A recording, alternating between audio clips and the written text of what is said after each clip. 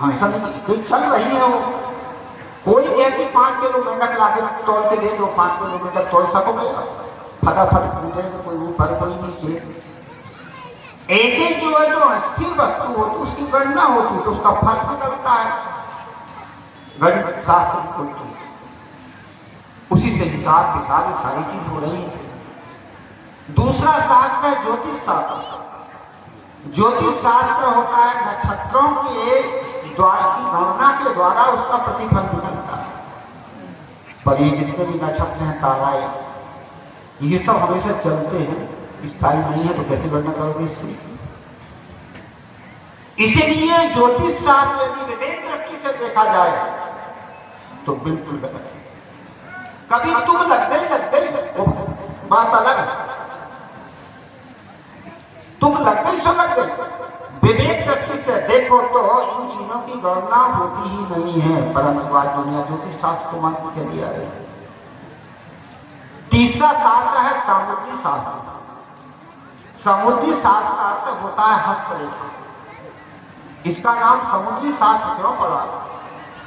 लोगों की मान्यता कथाओं के आधार पर कहते हैं कि ब्रह्मा जी ने वेद को वो क्या कहते हैं कि कार्तिक स्वामी ने और ये शास्त्र को बनाया, और जब उन्होंने देखा, बाद में देखा कि ये सही नहीं है, तो उन्होंने उस शास्त्र को फेंक दिए समुद्र में। इसलिए उसका नाम पड़ गया समुद्र शास्त्र। अब जब फेंक दिए तो पहले अच्छा समझा होगा और बाद में निर्णय से ठीक नहीं निकला तो फेंक दिया।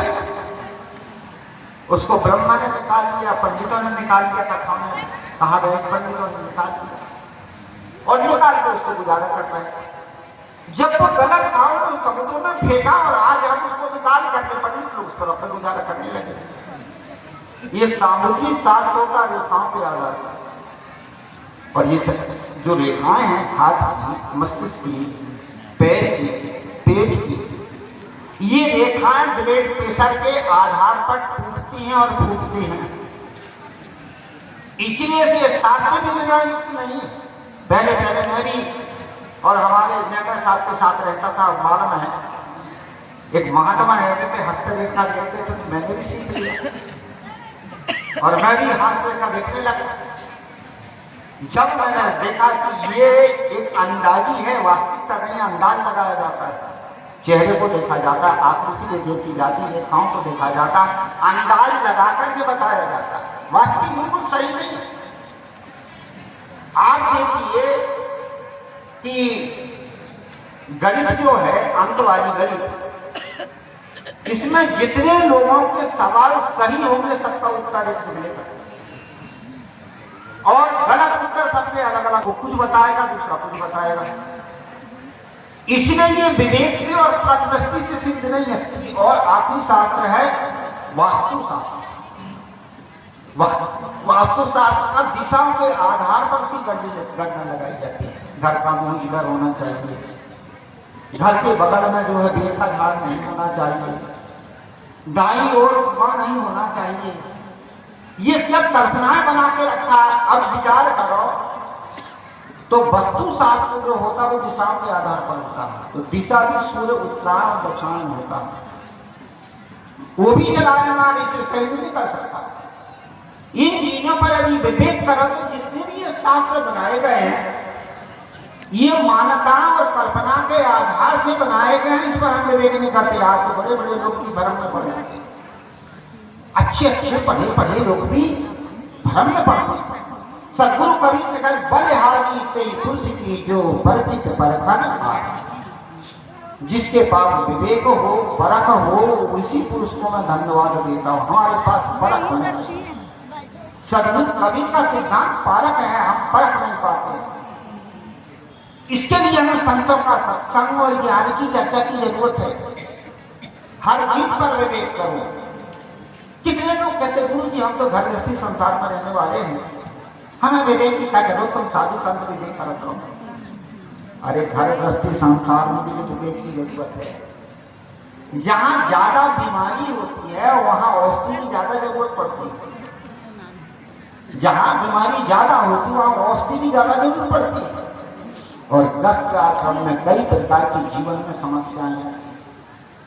कभी व्यवहारिक समस्याएं, कभी पारिवारिक समस्याएं, कभी सामाजिक समस्याएं, कभी मानसिक समस्याएं, और इन समस्याओं से हम घिरे हुए हैं।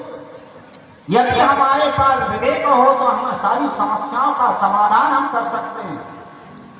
इसलिए संतों के सत्संग से बालक ज्ञान के द्वारा या यथार्थ बोध के द्वारा हमारे भीतर विवेक पैदा होता, और विवेक ही हमको समय पर जगाता और जागृति देता। संतों की एक बात यदि कान में कहीं पड़ गई और वह विवेक के रूप में आपके हृदय में आकर के और मस्तिष्क पे आ गई, वह आपके जीवन की समस्याओं को हल कर देगी। उदाहरण देके समझाऊंगा। एक बार एक व्यक्ति कहीं चला जा रहा था,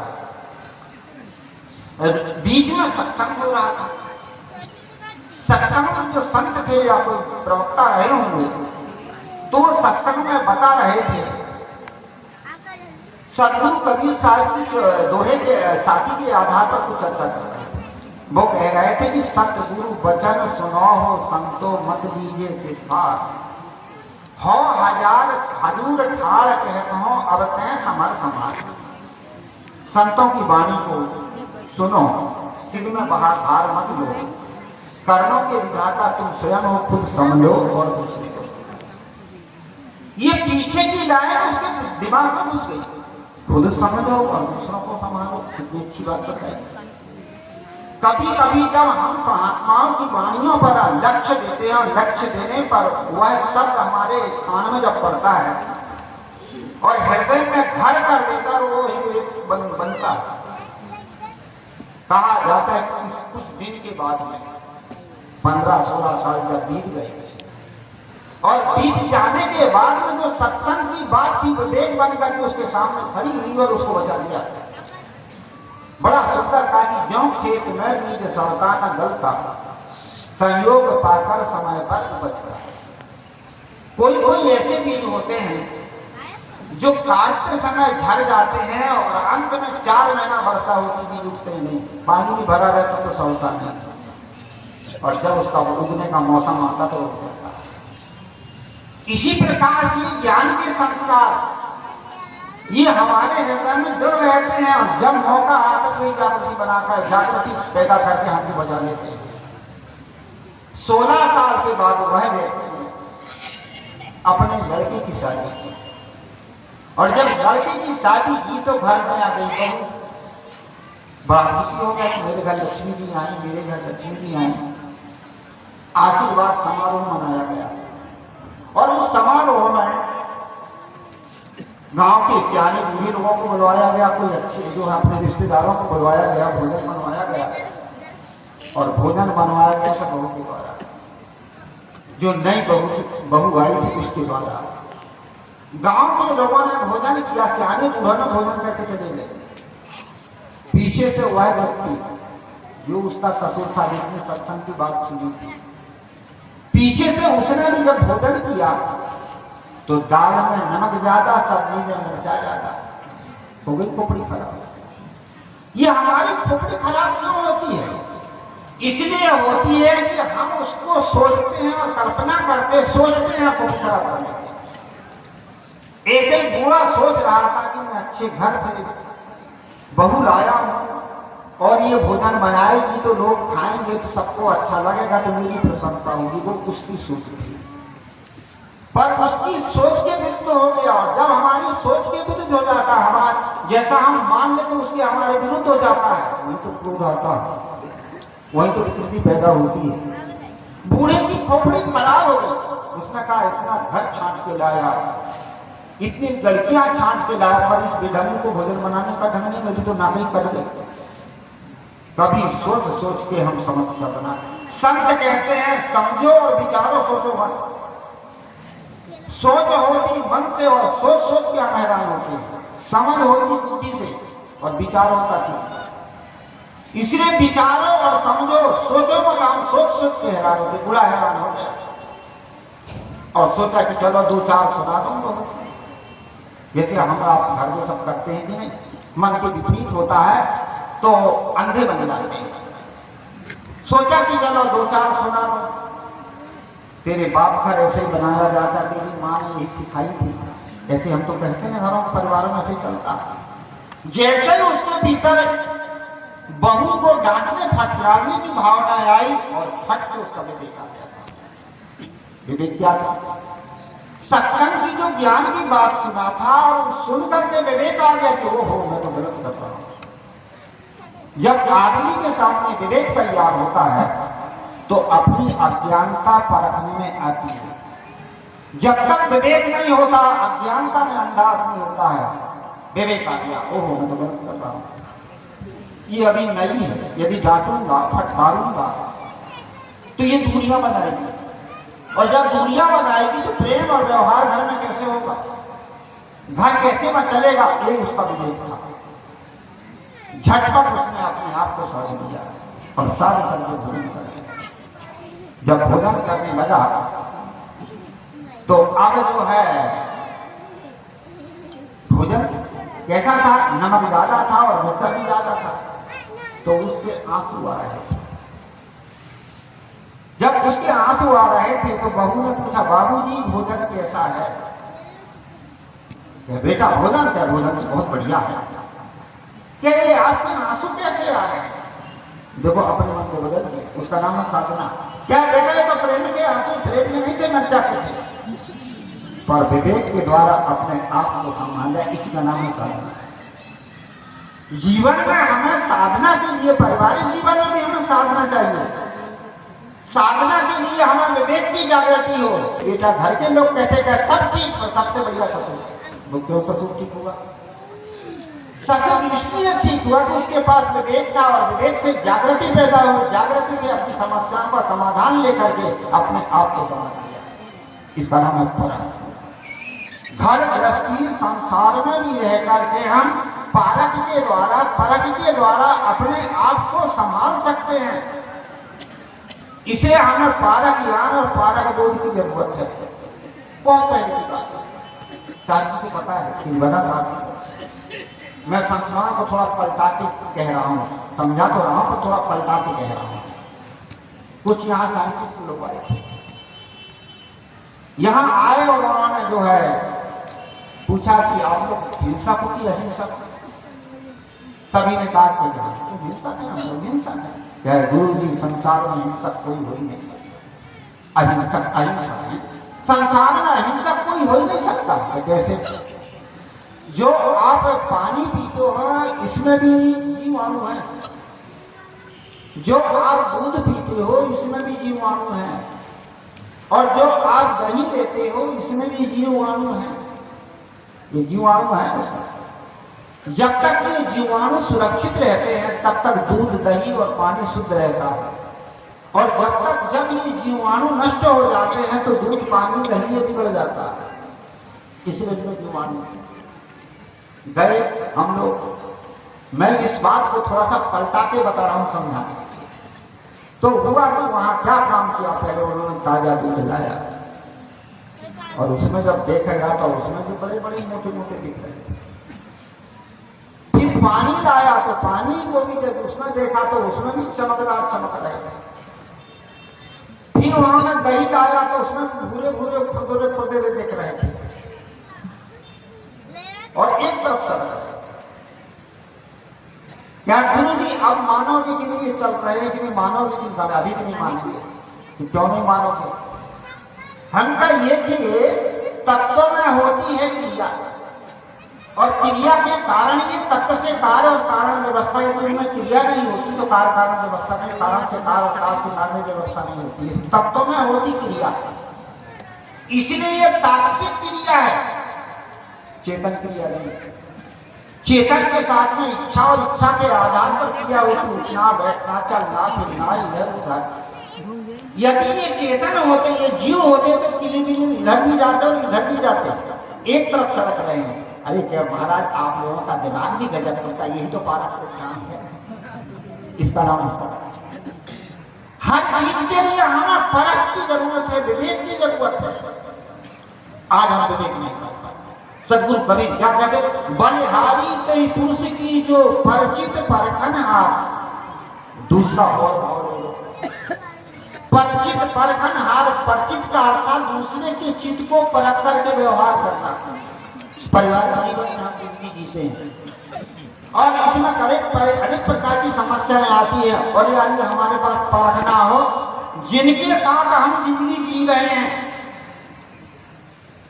कर्म सिद्धांत के अनुसार कहते हैं कि कौन कौन का आपके साथ संबंध होता है। जिनके साथ पूर्व का संस्कार का संबंध था उन्हीं प्राणियों के आपके साथ संबंध होता है।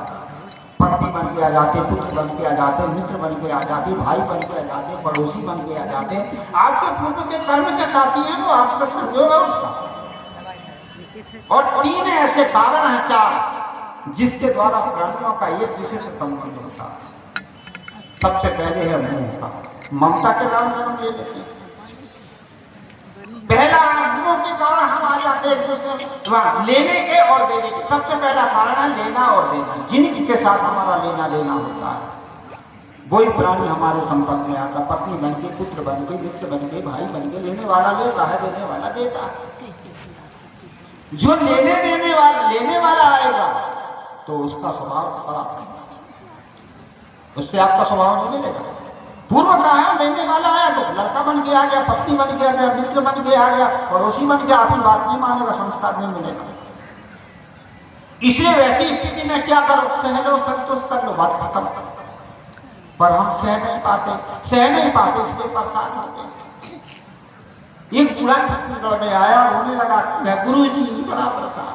तो क्या बात है कि एक ही लड़का है तो क्या पूरी बात तो सुनो। तो सुनो भाई, क्या टेढ़ी बात करता, बराबर खाने को नहीं देता। जब मेरा लड़का है समझा ले तो नहीं समझता, किसी से समझो लेकिन किसी की नहीं मानता। तो हम क्या सह ले, कहते हैं नहीं सह सकता, गलत कर देंगे। तो मैंने कहा अलग हो जा। क्या है महाराज, लड़का अपना है, कैसे अलग हो, मत। तो इसी प्रकार से अब लेने वाला है तो सहो ना। दूसरे आते हैं देने वाले। देने वाले आपके साथ में जवाब, पहले तो आपका कर्जदार आपसे दबा हुआ व्यक्ति है, वह आपसे डरेगा, भय खाएगा, संकोच करेगा, तो उसको संभाल लीजिए। पर हमें ऐसा नहीं करते। हम तो और डरता तो और डरते और दबाते हैं।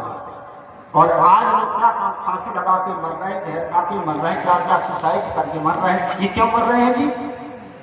जितने क्षमता उनके पास सहने की है उससे ज्यादा दबाया जाता है। इसलिए तीसरा आदमी रास्ता खोल देता, जहर खा के मरता। इसलिए दूसरा है जो आपसे दबा हुआ आपका कर्जदार है वो आएगा तो सह लो, संतोष कर लो, समझा लो, बुझा लो, तरीका ये। तीसरा आता है ममता का। आपकी ममता के कारण वो आपके पास आया है, आपको परेशान करता है, कष्ट देता है, दुख देता है, तो भी ममता के कारण आप उसके पीछे लगे, उसके पीछे लगे। जान लो कि भैया हमारी ममता से आपकी ममता को वहां से हटा लो, साथ हो जाओ। पर हम कहाँ हटा पाते। एक बूढ़ा आदमी था, दरवाजे पर बैठे बैठे रो रहा था। जब रो रहा था एक संत जी आए, बाबा क्यों रो रहे हो? कहते हो महाराज मैंने मकान बनाया, दुकान बनाया, संतान बनाया, मेरे नाती ने 2 थप्पड़ मार के घर से बाहर कर दिया। महात्मा ने कहा छोड़ो नाती फाती संतान, चलो हमारे साथ भगवान को भजन करो। बूढ़ा बदल गया। क्या तुम कौन घर छुड़ाने वाला चौधरी आ गया? अरे नाती हमारा है, 10-15 लाख हमारे अपने ही तो है।